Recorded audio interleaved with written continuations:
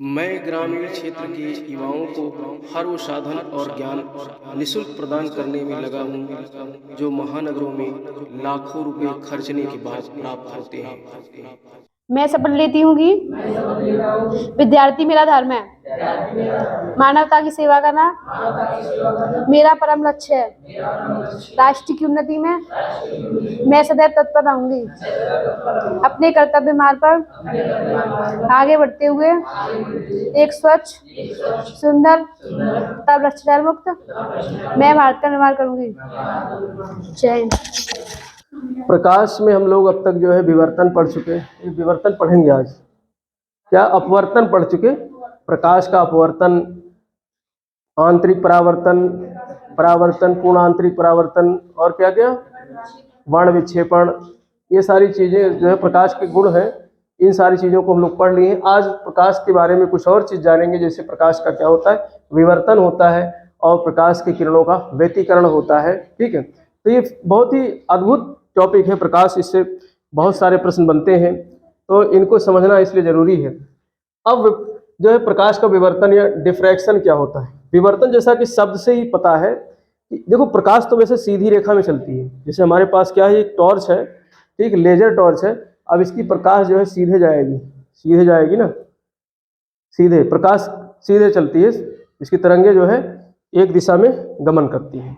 लेकिन कभी कभी अवरोध कुछ ऐसा, जैसे अब ये दीवार आ गया, अवरोध आ गया ना इसके सामने, तो यहीं पर प्रकाश क्या हो गया, रुक गया, यहीं पर प्रकाश रुक गई। लेकिन अगर इसका कॉर्नर अगर होता, दीवार का कॉर्नर थोड़ा सा शार्प होता, इसका शार्प कॉर्नर होता, जैसे कि हमारे इस ब्लेड का कॉर्नर है, इस ब्लेड का कॉर्नर है, ठीक। अब इस ब्लेड पर हम इस तरीके से टॉर्च का जल गया, इस ब्लेड पर अगर इस तरीके से हम यहाँ पर मतलब प्रकाश मारेंगे तो इस प्रकाश तो रुक गया। लेकिन अगर इसके कॉर्नर पे इस तरीके से, इसके कॉर्नर पे अगर हम प्रकाश मारेंगे तो ये कॉर्नर जो है, चूंकि शार्प एज है, शार्प किनारा है, तो कॉर्नर चमकने लगेगा। कॉर्नर कैसा हमको दिखेगा, चमकता हुआ। तुमने देखा होगा ब्लेड का किनारा चमकता हुआ, धूप में रखोगे तो ब्लेड का किनारा चमकता है।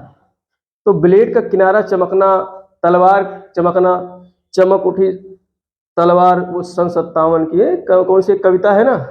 तो कवि महोदय ने विवर्तन पढ़ रखा होगा, तभी वो कविता लिखे होंगे।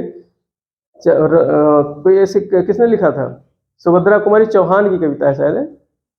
तो विवर्तन पढ़ रखा होगा, इसलिए वहां पर पढ़ा है। तो इसका जो परिभाषा है, अवरोध से टकरा कर प्रवेश करके प्रकाश जो है उसकी छाया क्षेत्र में प्रवेश कर जाए। क्योंकि प्रकाश, मैंने बताया कि प्रकाश जो है सीधे गमन करती है, प्रकाश सीधे गमन करती है। लेकिन जब रास्ते में कोई अवरोध आ जाए, इस तरीके से दीवार या कोई अवरोध आ जाए, तो प्रकाश टकरा करके यहाँ से इसका क्या हो जाता है, परावर्तन हो जाता है। लेकिन अगर ये अवरोध किनारा पड़े, इस अवरोध का क्या पड़े, किनारा पड़े, अवरोध का किनारा पड़े, जैसे मैंने अभी जो है इस ब्लेड का किनारा का उदाहरण दिया, ऐसे तलवार का किनारा हो सकता है या दीवार का किनारा हो सकता है। दीवार का भी किनारा कैसा हो, पत्थर लगा हो, चमकीला हो, पतला हो, खूब ठीक एज किनारा कैसा हो, शार्प एज हो। तो वहां से जब प्रकाश टकराएगा तो प्रकाश में क्या हो जाता है, विवर्तन हो जाता है। प्रकाश जो है अपनी जो है थोड़ा सा उसमें परिवर्तन, उसकी दिशा में परिवर्तन हो जाता है, मुड़ जाता है, और मुड़ करके फिर आगे बढ़ जाता है। प्रकाश मुड़ करके फिर आगे बढ़ जाता है, ठीक। तो वो स्थान चमकने लगता है, किनारा क्या होता है, चमकने लगता है। दूर से ही आपको जो है किनारे चमकते हुए आपको दिखाई देंगे, अगर चिकनी सतह का किनारा है तो ये किस वजह से होता है, विवर्तन के कारण। तो प्रश्न यहाँ से बनते हैं कि किसी वस्तु का, किसी पदार्थ का किनारा क्यों चमकता है, तो वो किस वजह से, विवर्तन के कारण। चाकू हो गया, तलवार हो गया और आपका ब्लेड हो गया, इन सब का किनारा चमकता है इसकी वजह से, विवर्तन के कारण। अब आपने देखा होगा कि जो है जहाज जब ऊंचाई पर उड़ता है, काफ़ी आप देख रहे हो कि आपके सर के ऊपर से जहाज जा रहा है ऊंचाई से, लेकिन उसका जो है उसकी परछाई नहीं पड़ती है। परछाई का क्या कंसेप्ट है कि जब सामने से प्रकाश पड़ रहा हो और उसके सामने कोई अगर अवरोध आ जाए तो फिर उस अवरोध को प्रकाश भेद नहीं पाती है, और उसके आगे जो है उतने प्रकाश जा नहीं पाएगी, तो उसके पीछे काली सी इसकी परछाई बन जाएगी, काली सी इसकी छाया बन जाएगी, जिसको हम क्या कहते हैं, परछाई बोलते हैं, ठीक है। जैसे ये जहाज है जो कि ग्राउंड के नजदीक है, ठीक। अब प्रकाश यहाँ से इसकी किरणें आ रही हैं, प्रकाश की किरणें आ रही हैं। अब इतने में प्रकाश जो है नहीं आप पहुंच पा रहा है, तो यहाँ पर इसकी क्या बनेगी, छाया बनेगी। जैसे हम लोग खड़े हो जाते हैं और हमारी छाया जो है सूर्य की किरण पड़ने से जितना किरण हम रोक लेते हैं उतनी हमारी क्या बन जाती है, छाया। सेम आकृति बनती है, उसमें भी आप जो है हाथ पैर नाक मुंह देख सकते हो छाया में, क्योंकि छाया क्या करती है, उतनी रोशनी को क्या कर लेती है, रोक लेती है। लेकिन विवर्तन में क्या होता है, जब कोई ऑब्जेक्ट जो है किसी अवरोध से ज्यादा दूरी पर हो, किसी अवरोध से ज्यादा दूरी पर हो। इसका सबसे अच्छा उदाहरण क्या है, हवाई जहाज। हवाई जहाज अगर ऊंचाई पे उड़ रहा हो, अब ये प्रकाश की किरण आ रही है, प्रकाश की किरण अब इसकी किनारों से टकराएगी, प्रकाश के किनारों से। भाई यहाँ बीच से तो प्रकाश को रोक लिया, बीच से क्या किया, प्रकाश को रोक लिया, तो इतने की तो छाया पड़नी चाहिए थी यहाँ पर। लेकिन हाइट ज्यादा है हवाई जहाज की, हाइट ज्यादा होने के कारण जो किनारे से जो प्रकाश टकरा करके इसका विवर्तन हुआ था, देखो प्रकाश का जो विवर्तन हुआ, यहाँ टकरा कर थोड़ा सा मुड़ा, इसमें थोड़ा सा मोड़ आया। अब ये मोड़ आ करके प्रकाश कहीं ना कहीं जा करके जो है मिलेगी। अगर ग्राउंड नजदीक हुआ तो प्रकाश नहीं मिल पाएगी, ग्राउंड दूर है तो एक इस किनारे का प्रकाश और इस किनारे का प्रकाश, दोनों प्रकाश क्या हो जाएंगे, आपस में मिल जाएंगे। आपस में जब मिल जाएंगे तो वहां पर पूरे ग्राउंड पे प्रकाश चमकेगा, पूरे ग्राउंड पे प्रकाश चमकेगा, तो उसकी छाया नहीं बन पाएगी, उस ऑब्जेक्ट की छाया नहीं बन पाएगी। लेकिन अगर यही जहाज ग्राउंड के नजदीक हो और प्रकाश की किरण मतलब प्रकाश आ रहा हो यहाँ से और इससे टकरा करके इसके कॉर्नर से प्रकाश जो है विवर्तित होकर के और ग्राउंड की तरफ जो है प्रकाश टकरा रही हो, तो टकराने से पहले मिल नहीं पा रहे हैं प्रकाश, दोनों प्रकाश, एक इधर की प्रकाश किरण और एक इधर की प्रकाश किरण, दोनों आपस में मिल नहीं पाती हैं। तो मिल नहीं पाने के कारण जो बीच का क्षेत्र जो इसने छिपा रखा था, ढक रखा था, जहां पर प्रकाश बीचों बीच से, भाई अब इसको क्रॉस करके तो प्रकाश नहीं निकलेगा, क्योंकि ये अवरोध है, जहाज अवरोध है। तो किनारे से जो प्रकाश आया वो ग्राउंड पे टकराने से पहले मिल नहीं पाया, दोनों किरणें, तो मिल नहीं पाने के कारण बीच में उसकी छाया बन जाएगी, जहाज की क्या बन जाएगी, छाया। ठीक, तो इस तरीके से ये छाया बन जाती है। तो छाया बनना भी किसका उदाहरण है, विवर्तन का। किसी ऑब्जेक्ट का छाया बनना भी किसका उदाहरण है, विवर्तन का। तो इस तरीके से ये छाया बन जाती है। छाया नजदीक जो है ऑब्जेक्ट है, ग्राउंड के नजदीक है। अगर मान लो इस ब्लेड को हम यहाँ रखें और इसका ग्राउंड इतनी दूर हो, भाई छोटा है ना ब्लेड, अब इसको अगर इतनी दूर से यहाँ से प्रकाश मारे तो इसकी छाया क्या दीवार पे बनेगी, नहीं बन पाएगी, क्योंकि यहाँ से टकराया प्रकाश, यहाँ से टकराया प्रकाश और फिर आगे जाकर मुड़ करके वहां पर जो है एक दूसरे से प्रकाश की किरणें मिल जाएंगी तो इसकी छाया नहीं बन पाएगी।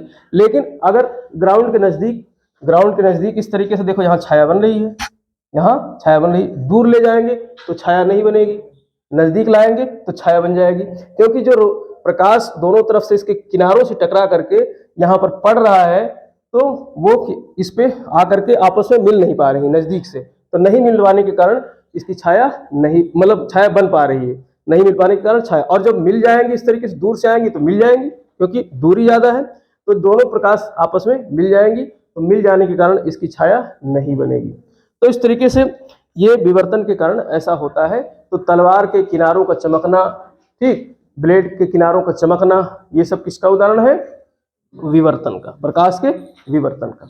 दूसरा टॉपिक है व्यतिकरण, इंटरफ्रेंस। व्यतिकरण अर्थात इंटरफ्रेंस, प्रकाश की किरणों का व्यतिकरण, इंटरफ्रेंस। व्यतिकरण नाम से ही मतलब है कि इसमें कुछ घपला होगा, कुछ जो है क्या होगा, मिक्सचर होगा, व्यतिकरण होगा, कुछ मिक्सचर होगा। मिक्सचर कैसे होगा, जब किसी एक माध्यम से दो प्रकाश की किरणें इस तरीके से, प्रकाश की किरणें ऐसे तरंग दैर्घ्य में चलती हैं, ठीक, एक तरंग ऐसे चल रही है और एक तरंग इसी के बगल से ऐसे ऐसे जा रही है, ऐसे ऐसे जा रही है। तो दोनों तरंग जब एक दिशा में गमन करती हैं, दो तरंगे जब एक दिशा में गमन करती हैं तो इन तरंगों में क्या हो जाता है, व्यतिकरण हो जाता है, आपस में मिल जाती हैं, आपस में मिल जाती हैं और मिल करके या अध्यारोपित हो जाती हैं। मिल करके क्या हो जाती हैं, अध्यारोपित, अध्यारोपण हो जाता है। प्रकाश, जब दो प्रकाश की तरंगें एक ही दिशा में जो है, एक ही माध्यम में, माध्यम क्या होना चाहिए, एक ही माध्यम होना चाहिए। जैसे हवा में चल रही है तो हवा में ही चलना चाहिए, ठीक है, गैस में चल, मतलब हवा गैस एक ही है, किसी जल में चल रही है, कांच में चल रही है तो कांच का माध्यम होना चाहिए। और तरंगे जो है समान आवृत्ति की दो तरंगे होनी चाहिए कम से कम। तो जब दोनों तरंगे समान आवृत्ति की एक दिशा में चलेंगी तो वो इस तरीके से चल रही हैं, इस तरीके से चल रही हैं, तो उनका क्या होगा, एक दूसरे में व्यतिकरण होगा, एक दूसरे में मिलेंगे, एक दूसरे में मिलेंगी। तो जब एक दूसरे में मिल जाएंगी, एक दूसरे पे चढ़ जाएगी, दूसरे पहले चढ़ जाएगी, तो इसको बोलते हैं अध्यारोपण। इसको क्या बोलते हैं? अध्यारोपण। तो अध्यारोपण होने पर ये अध्यारोपित किरण है, ये तरंग ये हो गई, ये वाली ए तरंग हो गई, ये बी तरंग हो गई।